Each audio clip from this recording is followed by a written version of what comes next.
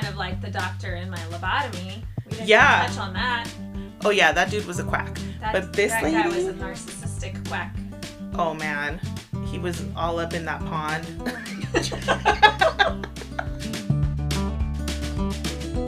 Hi everybody, this is Alex. Hello, this is Karla. Welcome to What Have You Been Reading?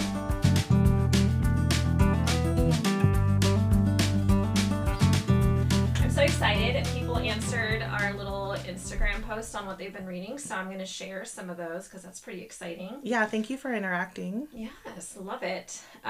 So one of them, shout out to Andy. She's reading The Lost Bookshop, which, funny enough, was selected today at our book club by the person that gets to pick next. So I don't know if it was directly related to seeing me sharing this post from Andy, which would be pretty cool. Ooh.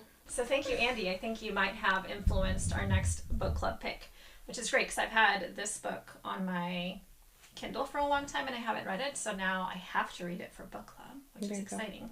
But it's by Evie Woods. So I'm excited to see what Andy thinks of that and what our book club thinks of that. And then Ashley also shared that they have started reading The Fourth Wing. Oh, Ashley, you're in for a sad trip. Well, it depends on your perspective. Okay, yeah, I enjoyed it.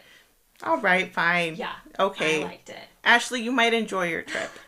So Ashley is my half-sister, and I have two other half-sisters, and we're on a little group chat. And then we were talking after she shared that they were reading this book. She texted, that she was reading it. And my other sister commented that she might want to borrow it when she's done because she's never read any kind of like fantasy books. I go, that was my gateway book into ACOTAR. Wait, you liked it enough to want to continue into it? Yes. Oh. I know. But I will say I don't find myself wanting to stay in the fantasy realm. Right. Yeah, I don't think I don't know that I'm a hardcore fantasy reader. I don't think that I am either. I think these books, obviously, they're very popular. And I'm glad that I jumped on that bandwagon. I enjoyed them enough. But I don't know that I would necessarily dive deeper into the fantasy. Yeah, I'm already jonesing genre. to get back to my regular, just horrible, creepy books. Which brings me to the next one. It's Yay! from Misty. And I'm really they excited are to reading know. Ask for Andrea by Noelle Echley. Is this creepy or is this creepy. thriller? Well, so I read the description on Amazon, and it's 3 women that have been murdered by a guy, and their spirits somehow find each other and to go after this guy. Yeah. Hell yeah! So it Get says, that guy, ghosties. So it says, let the haunting begin or something like that. Ooh. And I was like, ooh, Karla's gonna love this. I'm totally going to read that at some point. I don't know when. Maybe in 2 years. And then the last one I have to share is Joy is reading The Paradise Problem by Christina Lauren, which is the one that I brought up at the last episode that I took on my vacation. Maybe I'll start with that one. Do it. What have you been reading, Alex? I have been reading The Paradise Problem by Christina Lauren, and I have to say, I'm really glad that I took it with me because the setting was perfect. The cover of the book is super tropical, like tropical plants, and I was in a very tropical, beautiful hotel where I literally got to take pictures of the book with like ferns behind it. And it was seamless. It's beautiful. And it was great for the setting. I enjoyed it, but I also didn't love it. So here were my issues with... so let me tell you about it, right? A couple fakes to be married to each other so that the guy can get an inheritance from his family. Oh my god. Marriage of convenience trope. Can I tell you that that's like a daydream for me? Like, do you know, to be like... fake married to get an inheritance? Well, solely for the inheritance, because obviously I would get a chunk of the money so that once he's inherited his chunk, whatever amount of time the marriage has to last, this we is go 5 our years. set. Oh shoot, whatever. But they were together for or was it 3 years? You just read this book though. I know, Karla. Don't do this to me. I just snorted. Shoot. You know me already. In one eye, out the other eye. Does that work for you? Sure. They had to be married for X amount of years but they weren't living together for that time. They like got married and then went their own ways. But then they had to come back for this family event where they had to pretend to be a fully functioning marriage. Get that money. Yeah, and then you're gonna love this as far as like the super unrealistic setting, but they had to go to this private island in like Indonesia for a wedding for the guy's sister. So they like rented out this whole tropical island, and they have their own like cabana over the water, and it's all very like elegant and fancy, and it was fun. But so the things I didn't like, one is once they have sex, because obviously they have sex. This is a spicy book. I would put jalapeno on my rating. Okay. I thought that it wasn't because they went their separate ways. But then they had to come together for this family event. And yeah, once they started having sex, then it was like, then they talked about how much sex they have all the time. And it was just a little too much. Like, we get it. You guys have a great chemistry. And of course, he's hot and she's hot. And I wonder what kind of book it would be if they're not hot. I've read a couple books where I think the characters are just kind of normal people. Yeah. And I like that because, you know, we're not all tens. You know? What are the odds? Okay. But yeah, sometimes it does bother me. I've never seen that where the characters are not like, holy smokes. Smoking hot. Yeah. I don't know. Yeah, sometimes it bothers me because it always has to be like, oh, she was, you know, perfect 10. Mm-hmm. And kind. And kind and generous and hardworking. Heart of gold. But also smoking hot. So that bothered me. And then she had a nickname for his dick, which I thought was weird. Oh, that's gross. I don't like that. Yeah. It was a little off-putting. Yeah, no. Mm-mm. So I liked the general storyline. I liked it for what it is. Again, I think it was perfect for... What? I need to know the nickname. Oh, I don't want to say it. Oh my god, do it! I knew you were going to ask me. Is it going to make you cringe? Because that's going to be funny. Goddamned. His goddamned. Oh, that's awful. I know. Mm-mm. Like, oh, I can't wait to see his goddamned again. Get out of here. Yeah, I know. Okay. Boo. I know, and it's like mentioned multiple times. That doesn't even make sense. I know, and those things just... Like grammatically. I feel like they kind of took away from the general... All right, but the cover's cute. The cover's cute. I do really like it's a dual point of view, so I was right on the authors that they kind of split.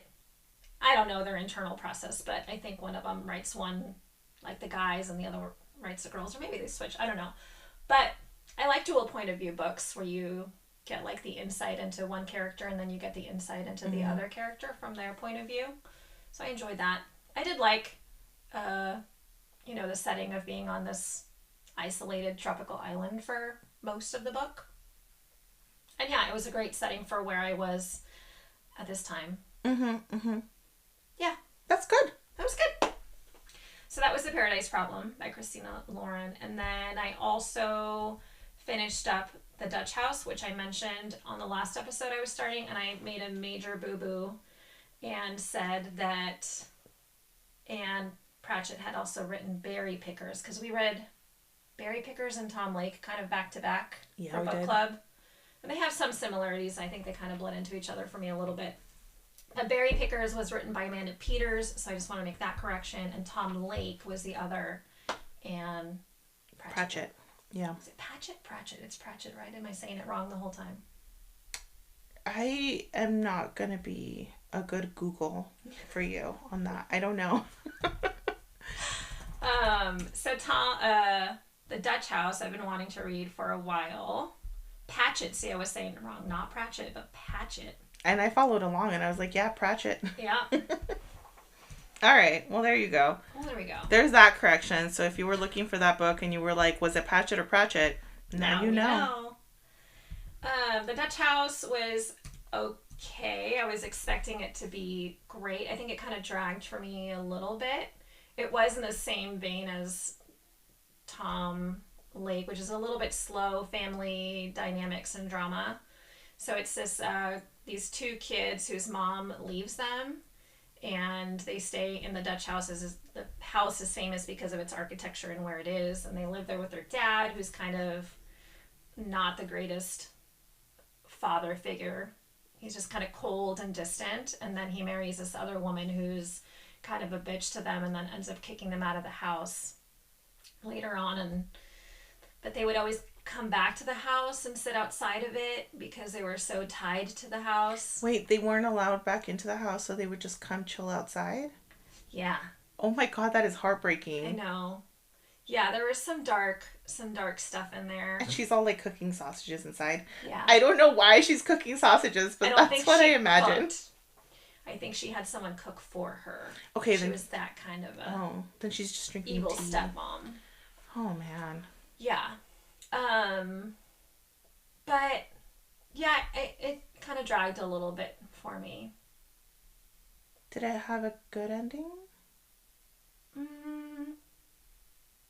Good-ish. There wasn't necessarily a finality wrap up. I don't know. It just kind of like he reaches a certain point in his life and then it kind of wraps up. I wouldn't say that the ending was bad or good. Yo, that's bumming me out. I know. It wasn't. I think I liked Tom Lake better. I love Tom Lake. Yeah, I did too. But I read it. Check it off my list. Done. I also finished reading I Was Told It Would Get Easier by Abby Waxman, and that was the last one of the set that Andy had let me borrow, so I read a bunch from that author. And it was this one was a mother and daughter go on a college scouting trip. Mm-hmm. So they visit a bunch of colleges, and they're figuring out their mother-daughter relationship. And it was cute. It was light and funny. Okay. A lot of funny lines. Oh, that I will say, the Paradise Problem, I had a few laugh out loud moments. Oh, okay. There was some good humor in there that I really enjoyed. I literally laughed out loud, and Jeff goes, "Oh, is your book good?" I go, "Yeah." It's funny. But then, goddamned. Then there was just the goddamn, you know? And that kind of whack. But the Abby Waxman book, it was interesting to read a parent and child dynamic of an age that I haven't reached yet with my kids. Mm-hmm. So she's talking about her daughter is, a teenager and hormones, and they have a complicated, I think most mother-daughter relationships at that age are complicated, and getting ready for her to go off to college. I'm like, oh, it's different stages of parenting that are, I think they each have their challenges, but I don't want to get there yet with my kids, and I feel like I'm going to be there before I know it. You have so many years left. You're fine. You're okay. I just think Jake is already 10. We're over halfway. Yeah, that is true. There. And I feel like he was just a little baby. You need to figure it out by next week. Okay. I'm going to get on that right away.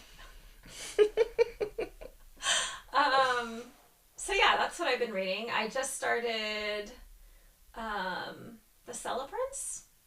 What is that? By the same guy that wrote The Guncle. Did you ever read The Guncle? Did we talk about that one already? I really like him. This group of college friends that always come back to a house when any one of them is having difficulties in their lives. They kind of come back and get together in this house. I just started it, so I haven't gotten too far into it, but it's been on my list for a while, and it finally came up on my Libby. So I'm super excited. Oh, that sounds nice. Yeah, I think this will be a good... a nice friendship story. It's also... I think it's also going to be heavy. Oh, snap. Okay. A little emotional heavy. When you described it, it sounded like it was going to be feel good. Yeah. I think it will end up maybe being feel good, but I do think it'll have its downer moments. Bummer sauce. I know. But I think it'll be good. I like this author a lot. I've read 2 of their books already. And this one's very different. So it was The Guncle and The Guncle Abroad, so they were related books, and this one is very different. But... Guncle is gay uncle. Yes. Okay. Yeah. So yeah, I'm excited to read that one, and I'll report back on the next episode on how that one goes. Okay. Bum me out. Bum me out a little bit. I'll try to read something a little more uplifting as well. Karla, what have you been reading? Let me tell you, but hold on.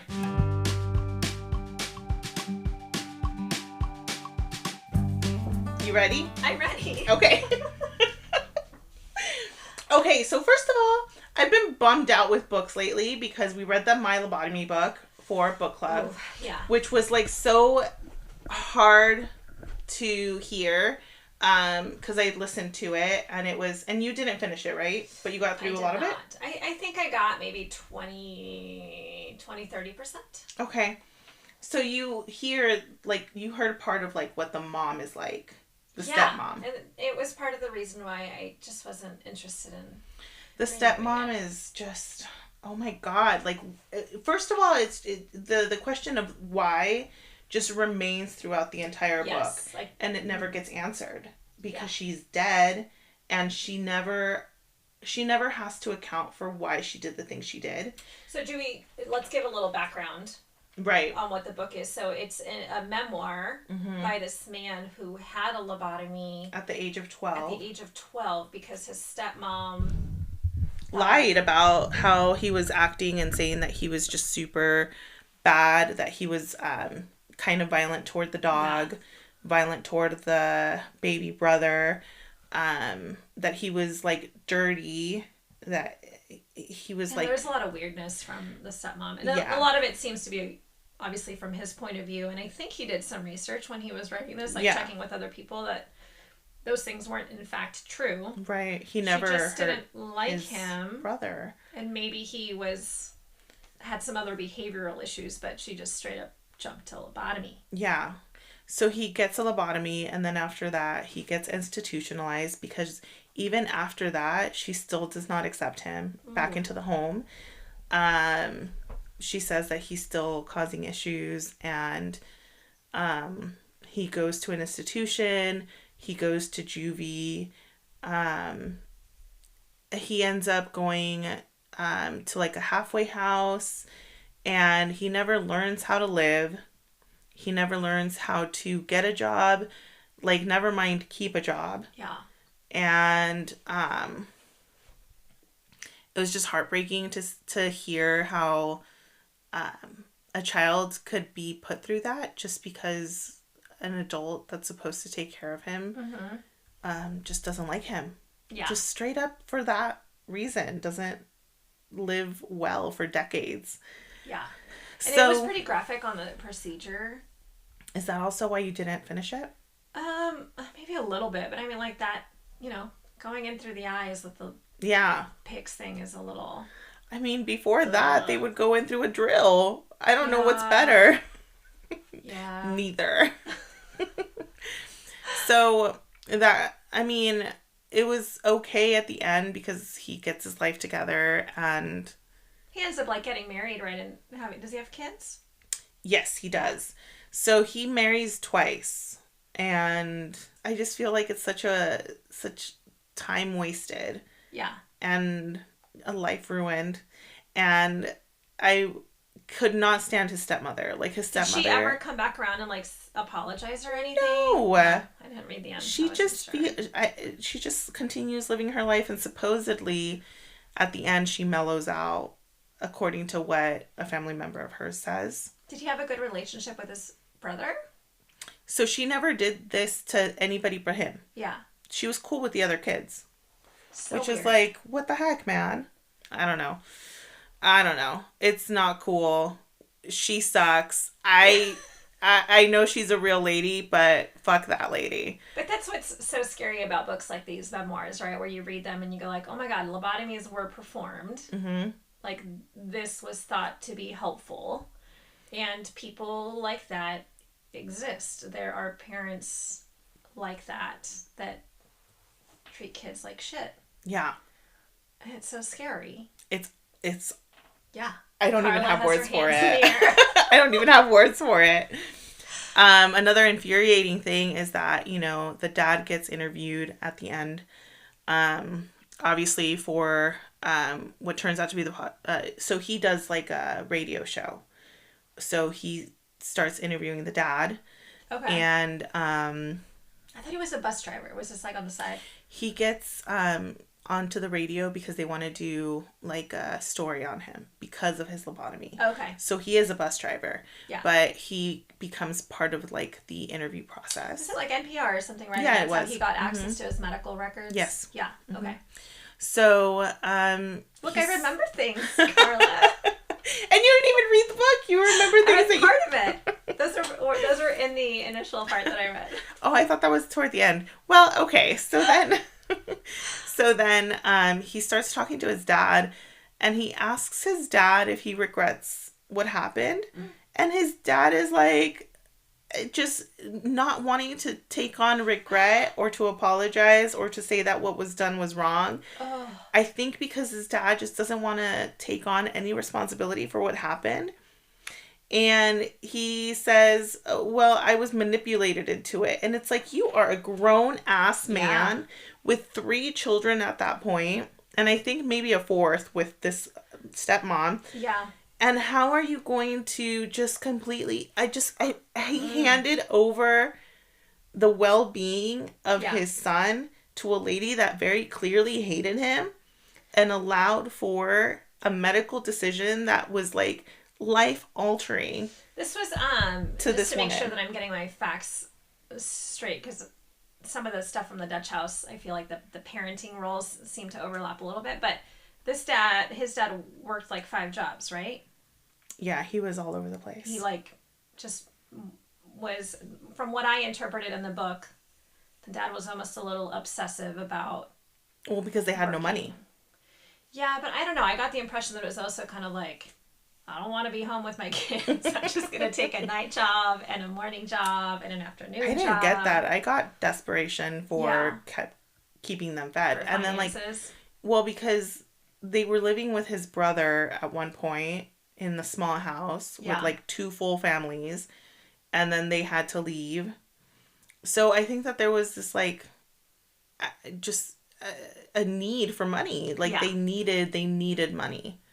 Their Christmas gifts were necessities. They weren't like, so it's just like, it's a bummer.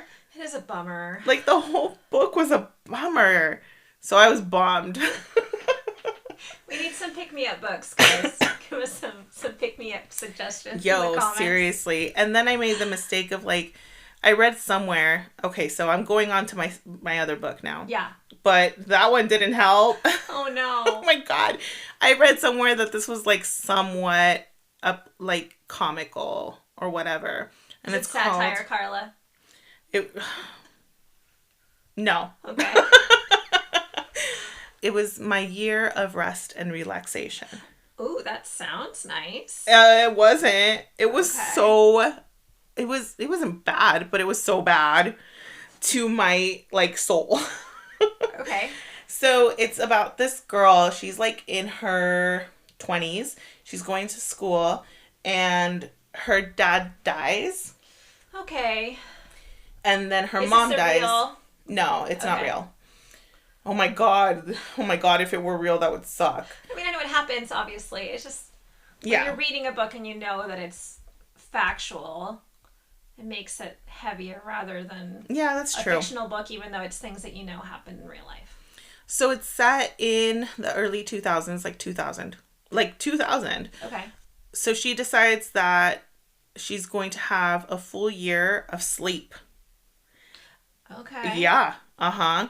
So Is that physically possible? she makes it so that she's asleep a lot by getting medication. Okay. She finds herself a doctor, Dr. Tuttle, who is a quack.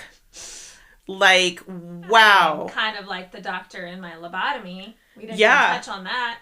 Oh yeah, that dude was a quack. But this that lady, guy was a narcissistic quack. oh man, he was all up in that pond.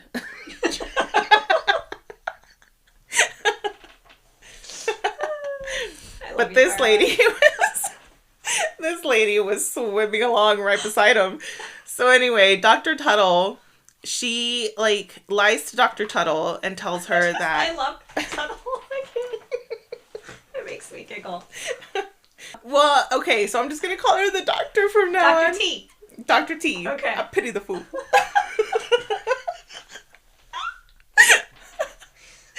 All right, so she goes to to this doctor and she lies. She says that she's having trouble sleeping, yada, yada, yada. The doctor is like, oh, blah, blah, blah. And she gives her, like, a crap ton of prescriptions and, like, samples.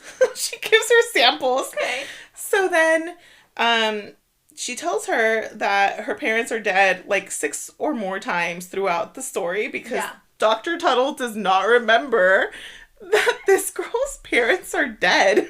What? And she scribbles it on her notepad every single time. I guess it was comical. Yeah, okay, that part it was like, yeah, this is pretty funny. So then she's sleeping a lot and she obviously has money. Her parents had money and she's renting their house, so she's getting money from that. She has a best friend who she does not like. Oh, that's sad. And her best friend... Yourself a best friend that you like. I don't think she would have liked anybody. Okay. I think that she was like... To begin with, I don't think that she has the personality that's very friendly. Mm-hmm. And then with her parents being dead and her just like not dealing and her parents not being good people to begin with. Like they sucked. Oh. She just... I don't think she experiences love. Yeah. I don't think. So, anywho, Reva, her best friend, keeps popping in. Like Reva McEntire? No, R-E-V-A. Oh, okay, Reva. Uh-huh. Got it. So she keeps popping in and, like, you know, trying to get her to be a little bit normal, but she's not. And Reva's mom is dying of cancer.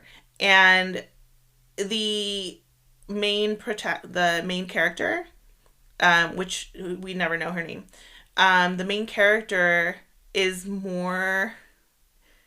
She's concerned with what's going to happen when Reva's mom dies because then she's going to have to console Reva. She doesn't want to. And it's like, that's messed up. Like, this character is like a mess. She used to work in an art gallery where she met this artist who's like a real kook. And then, like, Reva's mom dies. She ends up going over there to her city with her, chilling over there, coming back, and she decides that she's really gonna go into it. She's really gonna sleep it off. She feels like after a year of sleeping, she's gonna wake up and things will be better. Okay, questions. Mm-hmm. Does she have like intravenous food? Does she wake up and eat and then take something else to knock her out? Does she go for walks to like prevent, her muscles do start getting messed up. Yeah. So how exciting is a book about a person sleeping? It's not. Yeah. Also, I think you need to start reading book descriptions before you read them. No, I like to play Russian roulette. I love that you thought this book was going to be like cute from the title. Yeah. And it wasn't. I'm going to have to look up the description and see how... I mean, maybe this tells you this is going to suck. And I'm like, yeah, this is the book for me. But anyway, what she does is, like, she'll go down to the bodega that's... in New York? Yeah. Okay. So she goes down to the bodega every few days. And that's, like, her walk. And so her muscles are messed up. And, yeah, she does wake up to eat. But the thing is that she starts taking this pill that just like makes her basically sleepwalk.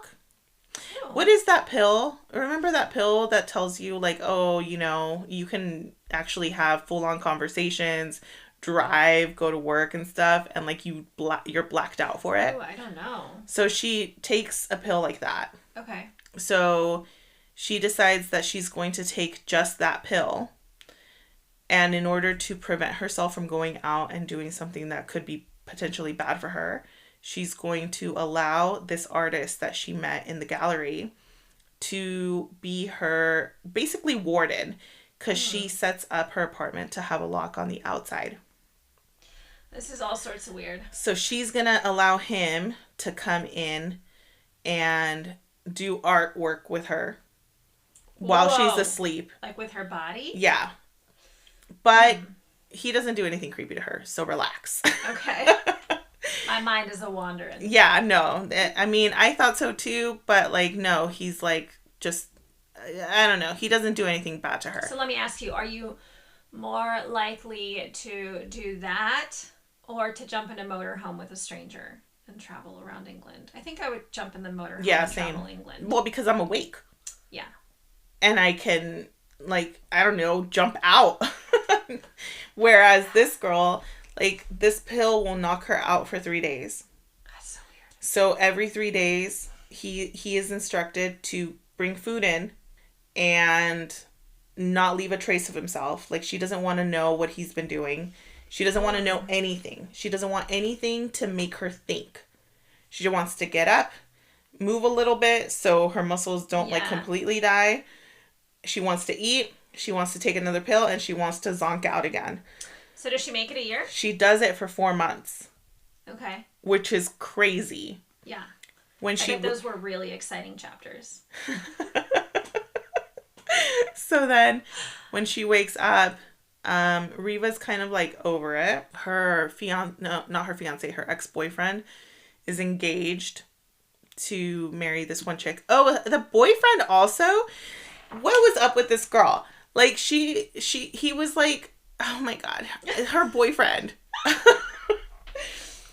He was like such a jerk, and I'm not gonna lie, that seems on brand for her. Okay. From what you know what that from what you're describing. So anyway, her boyfriend was a jerk, and he liked humiliating her.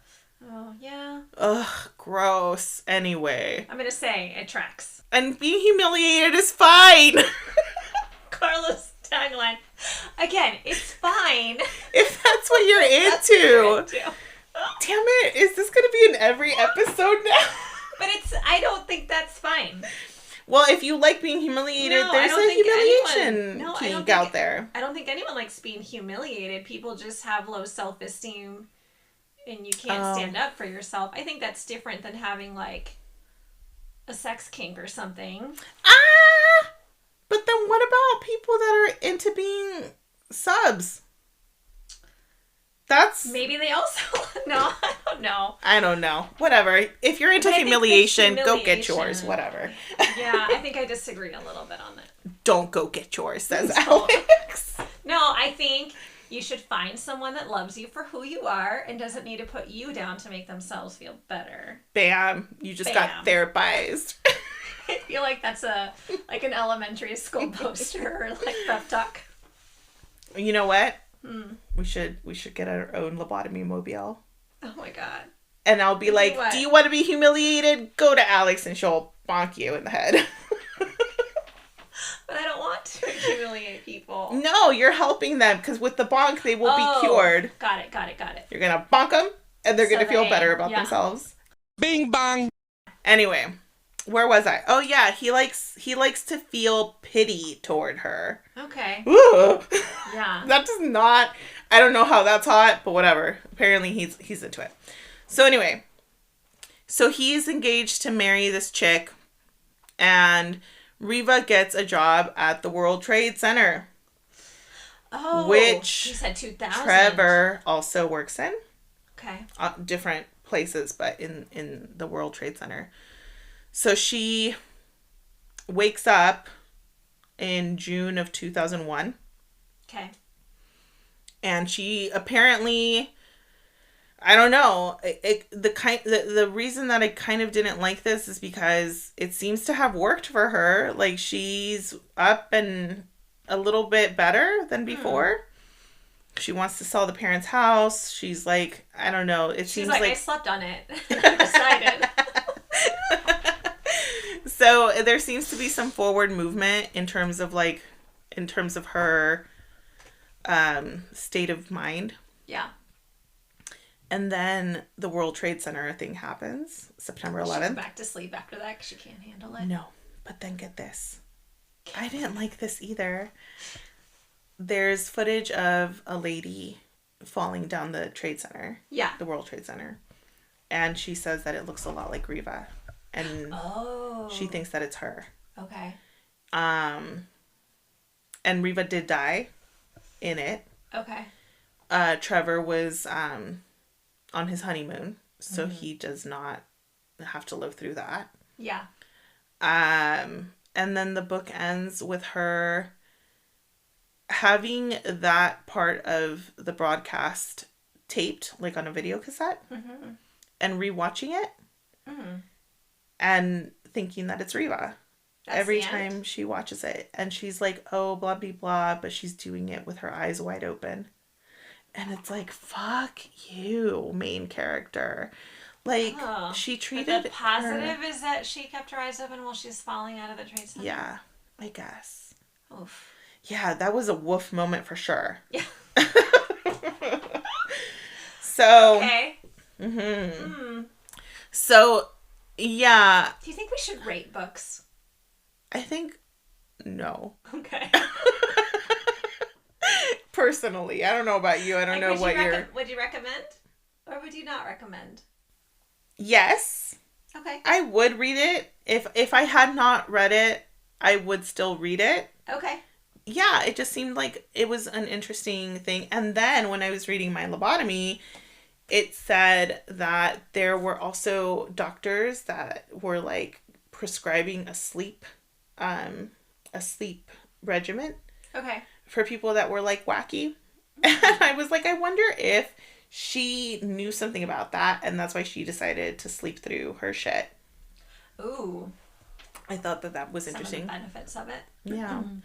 So, I will say sleep deprivation is a huge thing. Oh, yeah. When we've gone through having each of our kids when they were babies and going through that initial phase where you're sleeping so little, I can see why that is considered a form of torture because you really do. It's shitty. Oh, yeah. I wanted to ask you. Ask. Did you read the new Stephen King book yet? No, because I really want to get back into creepy, but I'm not. What? You got so excited. The pitch got so high. I didn't understand. I'm like really excited to go back, but I'm really scared because I don't want to have nightmares. My brain is like, I don't know. I feel like my brain is like porridge, and like I'm scared of adding too much paprika or cayenne. Oh my god! What if I have nightmares and my nightmares are so bad? Yeah, that's why I can't read them. I don't read them. I don't want to. Could you read like just a little bit at a time and then take large gaps? Like, remember when I read The Pram and I was like, I didn't want to go to sleep because I was like, the turkey's back. And then, well, I'm excited to see where that journey takes you. And then last time you mentioned Once Upon a Broken Heart. Okay. I read a few more pages of that, but like, was it I don't know, man. Like, my year of rest and relaxation really took over, and so did my lobotomy. Yeah. So I read a little bit of it. Basically, now she's going to a ball. Is it a masquerade ball? Okay, so her mom is from the north, okay? Okay. And in the north, like, that's where, like, I don't know, fairy tales happen and stuff. Her mom could not tell her ever, like stories about it because people forget once they leave the north. Dun, dun, dun, dun, This dun. feels like Tinkerbell, Lost Boys. Oh, okay. Not Lost Boys? Neverland. Yeah. Yeah, I guess. So, like, once you leave the north, the stories do not come with you. You cannot take them. You cannot tell our secrets, the north says. So, the mom was always, like, telling her, like, these little, like, fairy stories, and, like, they would never have an ending. So, anywho. Okay, so while she was stoned, some sisters came all up into that place, and they, like, fought the entities. In the north? No, here in the south. Okay. So, I realized that, remember, I didn't remember what the god or entity was that gave her, like, that made the deal with her to stop the wedding. They're called fates. Oh. Okay. So these two sisters come in and they, like, kick some ass. They fight the fates, and the fates are like, whoa. So they, like, vamoose. Okay. So then they, like, skedaddle. And then it's supposed that they went up north, right? The fates? Yeah, the fates. Okay. So these sisters are now, like, they're, like, all into Evangeline because of her, like, heroics of, like, being stoned for so many weeks. Yeah. So they invite her. Which we know wasn't really heroic. Right. Right. I mean, she didn't have to be stoned. She could have left them as stoned. She could have. And then her crappy stepmom would have been stoned and she could have been pecked by birds. Yeah. So she didn't. Oh, which, by the way, her stepmom's a jerk. She sold her... Stepmoms are always jerks. Apparently. Not in real life, though. Yeah. Yeah. Depends on the person. Depends on the person. So while she was stoned, her stepmom sold her dad's shop, the magic shop. Yeah, what the hell? Oh, I didn't remember. Oh, no. What? Well, maybe they kept the bell. I don't know, whatever. Who cares? I'm over the bell. The bell was cute, but the bell's gone, apparently. So anyway, so the stepmom sold the shop, and now that she's not stoned, she's, like, putting out, like, ads trying to, like, get solicitors for her stepchild, Evangeline. Ooh. She's like, step right up, we're taking applications for husbands. She's like on a soapbox. And Evangeline is like, I don't think so. So, anyway, whatever. So then these two sisters... Is there a dowry involved? Is that why the mom is trying to sell her out? No, I think that she's just trying to capitalize on the fact that Evangeline is really popular right now. Oh, okay. And she's trying... One, I think she's trying to get rid of her. And two, she's probably trying to get her into an advantageous marriage. Yeah. So as to get that coin. Yeah. So... Oh, man. Why can't I be normal? You wouldn't be half as funny if you were normal. So then these sisters invite her, like, to tea, right? And she's like, what the heck is going on over here? But she's, like, super over it with her stepmom. So she goes. She's like, let's go find out what these sisters want. In the north? Still in the south? No, the ones that fought the Fates. Yeah. Who are now the princess and the empress or something. Yeah. Ooh, oh, yeah. Wow. Yeah. Well, I guess if you defeat the Fates, you deserve some kind of title. Yeah. That makes sense. Yeah. So now they're, like super cool, having hummingbirds, like, flying around them and, like, dropping petals and stuff. That's cute. Super cute. Soups. So, anywho, they want Evangeline to be the one who goes up north to this ball because they feel like it would be weird to leave the South right now, you know, when they're still transitioning into power. Yeah. And then, okay, so the ball up north is because this prince guy needs to be wed before he can actually really be, like, I'm getting some Cinderella vibes the here. ruler up there. And it's never ending. So that's a little bit of a pickle, because if I were invited to something that was never ending, I don't know about all that. Like, the guy needs to either choose a wife or let me go home. But anyway. Wait, what do you mean it's never the ball? Yeah, until he chooses a wife. They all have to stay there until he chooses someone? Woof. Yeah, I know. So she just wants to go for the funsies. I mean, like, if you're like Love Island, but you're stuck on there until... Yeah. She just wants to go for funsies. She doesn't think that she's going to get picked as the wife. Dun, dun, dun. I don't think she's going to get picked as the wife either. You don't think so? No, I feel like all roads lead to... I think that she's going to end up with the Fate. Because when the sisters kicked out? Yeah. Oh, the Fate, there's more than one. Yeah, there's more than one. There's lots of them. Okay. So, I think she's going to end up with him. And she's going to take Marisol, the sister, with her. So, right now, they just went up north. And there's dragons up there. Ooh. I don't know what kind of book this is. Obviously, it's fantasy. Yeah. But now that there's dragons, I think that's not a bad idea. Right. But now that there's a prince and a fate who's also handsome, this might be... And it's a trilogy! Oh, man, I think it's a trilogy. Oh, man, that sucks, because I wanted a one book. Karla, you need to start reading the descriptions. I know what you're getting into. Although I didn't know Assistant to the Villain was also a sequel. There you go, see? This might be a little bit... Are you going to finish it? Oh, man, it's going to take me a while. But yeah. You are intrigued enough and you want to know. I want to know what happens. Yeah. What happened? What happened was, I didn't read it. I will say I did Audible a little bit for the Dutch House. Uh-huh. And it is narrated by Tom Hanks. Love Tom Hanks. Yeah. And I love his voice. Narration was great. Is he a good book reader? I love that. But So I was reading both formats, which I've never done before, and it's super annoying to have to, because they're not synced, right? Like my Kindle and my audio on Libby. See, you have audio through Audible, so which is linked. Oh, yeah. See, mine wasn't linked, so then I would have to or maybe I'm just not smart enough to figure out how to link those two. Is somebody out there technical, and can they tell Alex whether this can be done? So I was reading the ebook that I borrowed from Libby on my Kindle, and then listening to the audio, which I also borrowed on Libby on the Libby app. Oh, I don't think that's going to be possible. Apps, yeah. So that was a pickle.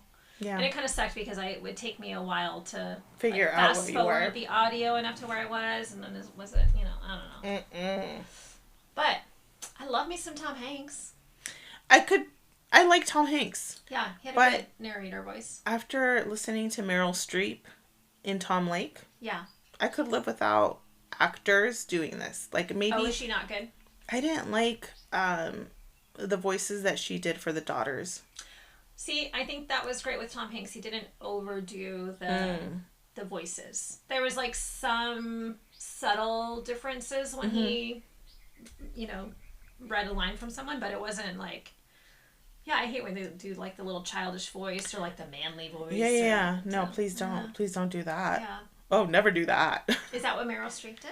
Well, she would get a little bit of a gruffiness to her voice with one of the daughters, and I was like, what is all this about? Yeah. I didn't enjoy it. I love Meryl Streep. I love Meryl Streep. She's great. But no. But not as a book narrator. Not my favorite. Okay. What else have you been reading? You have one more. Yeah, I started reading book 5 of ACOTAR, which is Silver Flames. Yes. And I listened to it while I was driving. One, I do not agree with what they're doing to Nesta. Okay. I think that's bullshit. Having her trapped up in the house of wind. Oh, which is the house that you do not enjoy. Correct. Which, is it because of what they're doing to Nesta? No, I think that house would have a fantastic view. It would be great for parties, but I don't get the warm and fuzzies. I don't want to, although... It has a big library. It does have a big library. With a scary monster who's no longer there. Yeah. It's really hard to... I want to say things, but I don't know if they've happened, and I don't want to shit in a box. All right. So let me tell you about it then. Okay. Okay, so then basically... so they kind of touched upon this in the previous book, which is where you kind of, it becomes obvious that, they're going to go into Nesta and Cassian's story in book 4. They set it up. It's like freaking volleyball. Yeah. So, okay. In book 4, they tell you that she's basically self-destructing. Yes. She's just, drinking is fine, but the amount of drinking and where she's drinking and how she's drinking. Sex with strangers. Which again is fine. If that's what you're into. Yeah, it's fine. Go. But Nesta was taking it to another level. But she was doing it in a self-destructive way, yes. which is where it's oh, that's a bummer. So she's continuing to do that in book 5. Mm-hmm. And I think it's BS that they're doing this where she's going to be forced to be in this house that she doesn't want to be in. Yeah. With someone that she has stated she wants nothing to do with. Yeah. Sorry, that's kind of crappy. That's messed up. Send her up there with freaking, what's her face? Amryn. Who apparently she has also burnt that bridge. But whatever. Don't force her to be with someone that she wasn't even friendly with. Yeah. But it's coming from a place of love. It's coming from her spending $500 or gold marks or whatever the hell. Yeah. In one night. That was the deciding factor. Yeah. It's wait, so her fucking a shit ton of people and being like a super alcoholic, that was like, oh well, let's see how she does. Let's see if she can pull herself up. And then like all of a sudden you get a bill for 500 gold marks, and that's where you're like, let's draw the line right here, where it's like not. I mean, even if that is where your like tipping point is, choose a better time, because then you're making her feel like it's all about the money. I never got that impression. From the details that I remember. Here's the thing. Like, if you put yourself in the mind of someone who's like spiraling out of control, and they haven't done diddly squat for you until you spend that amount. But weren't they constantly trying to help her? No. I feel like at first they did. They let her do whatever she needed to do to feel better. Yeah. Okay. So, like, if she's spiraling and you haven't like tried to step in until now. Yeah, I understand that it's probably like an accumulation of things. It's obvious. Yeah. But for someone who's like not going through a good time, they're not going to see it that way. Yeah. So, I don't know. Look at your optics. How far have you gotten? Very, very not far. Very, very. So, anyway. I'm excited for you to be done with this book, and then I can really... Oh my god, we can dissect. We can dissect. I love my little brain to dissect. But I do have little things that I want to discuss that I don't want to ruin. Please write them down, because I don't want you to forget them. Okay. I would never. So then, okay, so I was going to text you. Yeah. Because I got emotional. And that is very unlike me, because I hate Nesta. She can suck a lemon. I thought you were going to say because I hate emotions. Oh, that too. I do not enjoy feelings. Are you going to go watch the new Feelings, the new movie? What is that? Oh, no. It's a cartoon about emotions and feelings. It's a part 2. Oh, no. Maybe it'll help you. So, anywho... Because, like, it starts talking about how she's, like, pushing people away, and it's because she doesn't want to feel the loss of them, and I was like... Yes. So, I verbally said, oh, no, and I pushed a button and made it stop in my car. I was like, was this a way of, like, making me get therapy? So, is it because Nesta's usually so unemotional that seeing her have an emotional reaction was... No, I totally identified with the fact that I push people away because I don't want to feel anything. I was like, no. But, yeah, I was like, oh no. So then I stopped listening for like, I don't know, like 10 miles. And then I was like, all right, let's get back in there. So you kept listening to it? Yeah, I went back in there. Okay. So anywho. Does she have the stairs started? No. Okay. I'm like scratching my head like a chimp at that one. Well then. Okay, so basically, they're at the house now, and it's the first time they're about to go train. Okay. Okay, so I'm barely getting into it. I don't agree with it. I think it's really messed up. I think you might enjoy this journey though. I don't know. Maybe not. Maybe I'm wrong, but I think it's messed up what they're doing to her, man. Yeah. Leave her alone. She'll get through it. Like okay. You might not like this one, but you know, teenagers when they get in trouble and they get sent to like boot camp, right? Like discipline boot camp. Okay, yeah, she's acting like a. She is acting like that. Like a little teenager, you know, that can't get her life back on track. All right. Maybe they need fine. Some serious intervention. All right. Fine. Send her to boot camp. Okay. One thing, though, is, like, it's such a departure from previous books in that Cassian is, like, a fucking horn dog. Yeah, he is. He really is. I was shocked. Really? I was surprised because, like, you don't see that in other books. Yeah. He's like, oh, look at those boobs. And I was like, what? Oh, Karla, you just wait. And then, like, she's, like, leaving the table from breakfast. Mm-hmm. And he's like, but look at that ass. Mm-hmm. It's like, what's going on with Cassian? There's a lot. He was so happy-go-lucky, and now he's just like... He needs that ass. Look at those boobs. Yeah, they're gonna train. Mm-hmm. Or not. She says no. They're gonna train, if you know what I mean. Oh. Oh. Oh. Why the voice? Anyway, so that's where I'm at. Cool. Yeah. Well, I'm excited. Well, I hope that for those of you still around, that you will share what you have been reading. Yes. I enjoyed seeing what everyone else is reading and sharing that on the podcast. And I'm excited to read that one book that was brought up. Yeah. I know. I think that one's right up your alley. I don't think that that's scary, so I can read that because, like, they're not old-timey ghosts. They're, like, newer ghosts. They are newer ghosts. Yeah. And I think the act of killing is already done. Cool. Unless it starts with telling you how they all got killed. Does that bother you? No.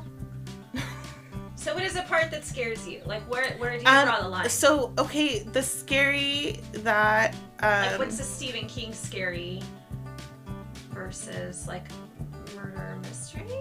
Yeah, I'm fine with murder mystery. That doesn't... If it's a thriller, I'm okay with it. Okay. Which this sounds more thriller that just happens to have ghosts. Yeah.